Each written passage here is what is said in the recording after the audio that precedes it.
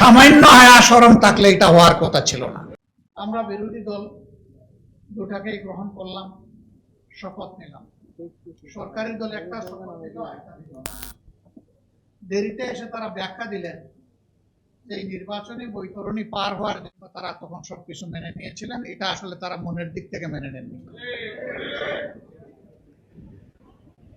রাজনৈতিক দল কিংবা প্রতিষ্ঠানের পক্ষ থেকে জাতির সাথে যদি এই ধরনের তামসা এবং প্রতারণা করা হয়, তাহলে ভবিষ্যতে মানুষ রাজনীতিবিদদেরকে আর সম্মান করবে না, যে এদের কথার 2 পয়সার কোনো মূল্য নেই। এরা যখন তাদের সুবিধাজনক জায়গায় পৌঁছে যাবে, তখন জনগণের সাথে দেওয়া সমস্ত ওয়াদা ভুলে যাবে। আমরা বিস্মিত হলাম, জাতীয় সংসদের মতো জায়গায় দাঁড়িয়ে প্রতারণার আত্মস্বীকৃতি সাক্ষী পাওয়া গেল। লজ্জা, সামান্য হায়া শরম থাকলে এটা হওয়ার কথা ছিল না। ভালো হয়েছে জাতি চিনে ফেলছে, এখন আর অন্য কোনো ব্যাখ্যা দেওয়ার সুযোগ নেই। ওখানে যা বলা হয় কার্যকরীতে তা লেখা হয়ে যায়, ইতিহাসের অংশ হয়ে যায়, যদি এটা এক্সপাঞ্জ না হয়ে থাকে। যেহেতু এই বক্তব্য এক্সপাঞ্জ হয় নাই, কাজেই এই আত্মস্বীকৃতিও রেকর্ড হয়ে থাকলো। তারা এই সংসদে দাঁড়িয়ে বলেছিলেন জুলাই চার্টার একটা অন্তহীন প্রতারণার দলিল, আর এই সংসদেই দাঁড়িয়ে তারা আবার প্রমাণ করলেন তারাই জাতির সাথে অন্তহীন প্রতারণা করেছেন।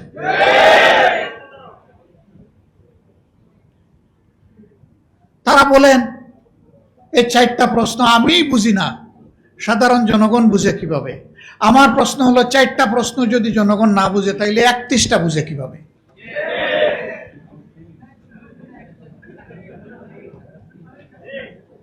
চারটা তো ছোট 31টার চাইতে, তাইলে 31টা বুঝে নাই জনগণ। সুতরাং জনগণকে আপনারা মূর্খ বলছেন, মূর্খ। আমরা এখানেও নিন্দা জানাই। জনগণের বিবেচনাবোধের উপরে যারা প্রশ্ন তুলে, বুঝতে হবে তারা গণতন্ত্রে বিশ্বাস করে না। গণতন্ত্রে বিশ্বাস করলে জনগণের বিবেচনাবোধের উপর প্রশ্ন তোলার কারো কোনো অধিকার নেই। এই কাজটা তারা অবলীলায় করেছেন। দুঃখ লাগে, আগেই বলেছি 17.5 বছর তারাও তো মজলুম ছিলেন। তাদেরও তো বহু লোক নিহত হয়েছে, গুম হয়েছে, পঙ্গু হয়েছে, জেলে গিয়েছে। হ্যাঁ, এইটা ঠিক যে সবাই জেলে যায়নি। যারা জেলে যায়নি, গুলি খায়নি, পঙ্গু হয়নি, যাদের আপনজন কেউ শহীদ হয়নি, তারা শহীদ পরিবারের হাহাকার বুঝতে পারবে না। আমরা দেখেছি 5 আগস্টের পর যখন প্রয়োজন ছিল শহীদ পরিবারের কাছে যাওয়ার, যারা এই প্রয়োজনটা উপলব্ধি করেছে তারা শহীদ পরিবারের কাছে গিয়েছে। আর কেউ কেউ তখন থেকেই নির্বাচনের দাবি তুলেছে। শহীদদের তাজা রক্ত তখনও ভাসছে, মায়ের চোখে তখনও পানি নয়, রক্ত ঝরছে। সেই সময় তাদেরকে সান্ত্বনা দেওয়া, তাদের পাশে দাঁড়ানো, এই কাজটা না করে কিভাবে কিছু রাজনৈতিক দল তারা তখন থেকে নির্বাচনের জিকির তুলতে পারল? কাজেই তাদের কাছে তাদের আপন সঙ্গীদেরও রক্তের কোনো মূল্য নেই। যদি সে মূল্য থাকতো, তাহলে আগে দেশবাসীর পাশে দাঁড়াতো। নির্বাচন কার জন্য? সরকার কার জন্য? জনগণের জন্য। সেই জনগণ ট্রমাটাইজড, আহত, দারুণ কষ্টে আছে। তাদের কষ্টে পাশে না দাঁড়িয়ে তখন সেই কাজ করা হয়েছে, আর আমাদেরকে ব্লেম দেওয়া হয়েছে আমরা নির্বাচন চাই না। নির্বাচন না চাইলে পরে নির্বাচনে অংশগ্রহণ করলাম কিভাবে? সম্মানিত বন্ধুগণ, আমরা নির্বাচন চেয়েছি, তবে আমরা নির্বাচনের নামে ষড়যন্ত্র চাই নাই। ষড়যন্ত্র করা হয়েছে, আমরা নিন্দা জানাই। ইন্টারিম গভর্নমেন্ট যাদের পরিচয় ছিল নিরপেক্ষ, দল নিরপেক্ষ, তারাও এই ষড়যন্ত্রে শরীক ছিল। নিজেরাই তারা স্বীকার করেছে ষড়যন্ত্র করে 11 দলকে হারানো হয়েছে। তারপরে এই রায় কেন মেনে নিলাম? এখানে একজন আপা রিকনসিলিয়েশনের কথা বলে গিয়েছেন, ধৈর্যের কথা বলে গিয়েছেন, জাতিকে গৃহযুদ্ধ থেকে বাঁচানোর কথা বলে গেছে। ৭.৫ বছর পরে এই নির্বাচন নিয়ে ষড়যন্ত্রের ফসল হিসাবে যদি আমরা সেদিন রিভোল্ট করতাম, এই নির্বাচনের ফলাফল প্রত্যাখ্যান করতাম, তাহলে দেশে বিশৃঙ্খলার সৃষ্টি হলে এর শেষ কোথায় গিয়ে দাঁড়াতো কেউ জানে না। 11 দল দায়িত্বশীলতার পরিচয় দিয়েছে, কিন্তু সাথে সাথে 11 দল এটাও বলেছে নির্বাচনে এই ষড়যন্ত্রের ফল মেনে নিলেও আমরা গণভোটের রায়কে অগ্রাহ্য করতে দেব না। এ পর্যন্ত 10 থেকে 11 বার আমার কাছে ফরমাল প্রপোজাল এসেছে যে আসেন আমরা সংস্কার করার জন্য, সংশোধনের জন্য একটা সংশোধন কমিশন করি। আমাদের পরিষ্কার জবাব, সংশোধনের জন্য কোনো কমিশন লাগে না। সংশোধনের জন্য সরকারি দল ট্রেজারি বেঞ্চ থেকে বিল আনতে পারে, বিরোধী দলও আনতে পারে। সেই বিল আসবে, ব্যাটিংয়ে যাবে, আবার ফিরে আসবে, তারপরে আলোচনা হবে, আলোচনার পর ভোটে যাবে, ভোটে যদি এটা গ্রহণযোগ্য হয় তাহলে পাশ হয়ে যাবে। এটার জন্য কোনো কমিশন লাগে না।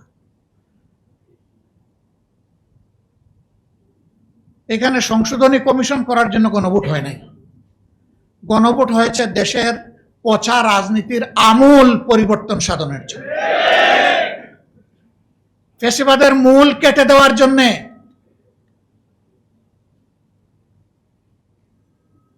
আমরা সেই সংস্কার চাই। বিএনপি ওয়াদা থেকে সরে গিয়েছে। আপনারা কি চান আমরাও জাতির সাথে বেঈমানি করি? আমরা বেঈমানি করতে পারবো না। আমরা জাতিকে কথা দিয়েছিলাম, আমরা সেই জায়গায় আছি এবং আমরা কনফিডেন্ট, আমরা গভীর আস্থাশীল জনগণের 70% মানুষের দেওয়া এই ভোট বৃথা যাবে না। ইনশাআল্লাহ এটা বাস্তবায়ন হবে। আমরা সংসদের ভিতরে চিৎকার দেব, রাজপথে সমান তালে আমাদের আন্দোলন চলছে, আরো বেগবান হবে দিনের পর দিন। বৃষ্টি ঝড় সব কিছু উপেক্ষা করে এ পর্যন্ত বাস্তবায়ন হয়েছে। আল্লাহ তাআলার কাছে সাহায্য চাই, আগামীতেও যেন আল্লাহ আমাদেরকে সাহায্য করেন, আমাদের সমস্ত কর্মসূচি বাস্তবায়ন। এটা ঠিক, লোহা গরম হয়ে লাল হইতে একটু সময় লাগে, কিন্তু লাল যখন হবে তখন জনগণ হাতে মুগুর নিয়ে ঠিক মতোই পিঠাবে ইনশাআল্লাহ।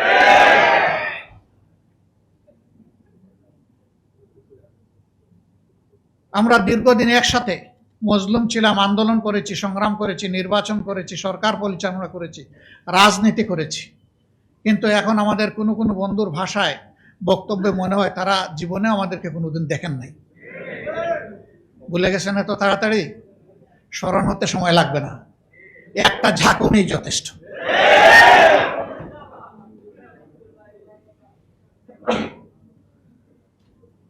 আমরা বলবো আমরা মান অভিমান ছেড়ে দিয়ে জনগণের রায়টাকে সম্মান করি। সংসদের ভিতরে বলেছি যদি এটা সম্মান করেন তাহলে এই সংসদ সম্মানিত হবে, যদি সম্মান না করেন তাহলে যেখানে স্পিকারের অনুমতি লাগে না ওখানে বক্তব্য হবে।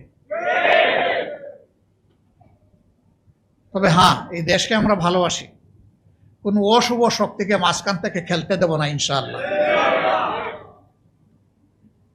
নাক কান সজাগ রেখেই আমাদের সব কাজ চলবে এবং সময় মতো জনগণের আকাঙ্ক্ষাও পূরণ হবে ইনশাআল্লাহ। আমরা কোনো ফ্যাসিবাদ নতুন হোক পুরাতন হোক মেনে নেব না, এ বিষয়ে স্পষ্ট। জেল জুলুমের ভয় দেখাবেন না। একজন তো মাথা গরম করে সংসদের ভিতরেই বলে ফেললেন এইটা না করলে ওইটা না করলে পরিণতি এমন হবে। আমরা জবাবে বলেছিলাম 55 বছর এই পরিণতি দেখে দেখেই বাংলাদেশ আজকে এই জায়গায় এসে দাঁড়িয়েছে। ও ভয় আমাদেরকে দেখাবেন না। সর্বোচ্চ পরিণতি কি? ফাঁসির তক্তা। এর উপরে তো দুনিয়ার কোনো পরিণতি নাই, অথবা একটা গুলি। আলহামদুলিল্লাহ, দেশের জন্য, জাতির জন্য, আল্লাহর জন্য প্রস্তুত আছি, কোনো অসুবিধা নেই। লড়াই আমাদের চলবে, ইনশাআল্লাহ বিজয় জনগণের হবে। তার আগ পর্যন্ত লড়াই থামবে না। আমাদের আলোচনা চলবে, কথাবার্তা হবে, ন্যায্য কাজে সরকারকে সহযোগিতা করব, কিন্তু জনগণের অধিকারের ব্যাপারে এক চুল পরিমাণ ছাড় দেওয়া হবে না। এই জায়গায় কোনো কম্প্রোমাইজ নাই, এটা চলতেই থাকবে। সম্মানিত বন্ধুগণ, আজকের এই সেমিনারের মধ্য দিয়ে আমরা এই বার্তাটাই জাতিকে দিতে চাই যে হে জাতি, আপনাদের রায়ের আমরা অপমান সহ্য করব না। আপনাদের রায়কে সম্মানিত করার জন্য আমাদের লড়াই চলছে এবং আমরা আপনাদেরকে নিয়েই বিজয়ী হব, আপনাদের জন্য বিজয়ী হব, বাংলাদেশের জন্য বিজয়ী হব। আমাদের দেশ বাংলাদেশ, আমাদের কোনো মামু বাড়িও নাই, আমাদের কোনো পিসির বাড়িও নেই। এই বাংলাদেশ নিয়েই বাঁচতে চাই, এই বাংলাদেশ নিয়ে এগিয়ে যেতে চাই। যুবকদের স্বপ্নের বাংলাদেশ তাদের হাতে তুলে দিতে চাই। জুলাই যোদ্ধাদের নিয়ে যে বাড়াবাড়ি করা হচ্ছে, আপনারা সংযত হন। সংযত না হলে জনগণের উত্তাল ঢেউ আর জোয়ারে সমস্ত খড়কুটা ভেসে যাবে।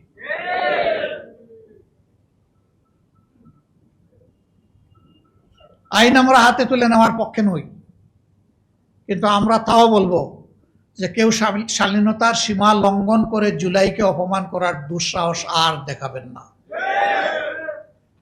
যদি দেখান, মনে রাখবেন এই যুব সমাজ, এই জনতা এখনো ঘুমিয়ে যায়নি। যারা সশস্ত্র বাহিনীর সামনে খোলা হাতে দেশপ্রেম নিয়ে দাঁড়াতে পেরেছিল, আজও তারা দাঁড়িয়ে আছে। আমরা ঘুমাইনি, আমরা ঘুমাবো না। আল্লাহ হাফিজ। বাংলাদেশ জিন্দাবাদ। আসসালামু আলাইকুম ওয়া রাহমাতুল্লাহ।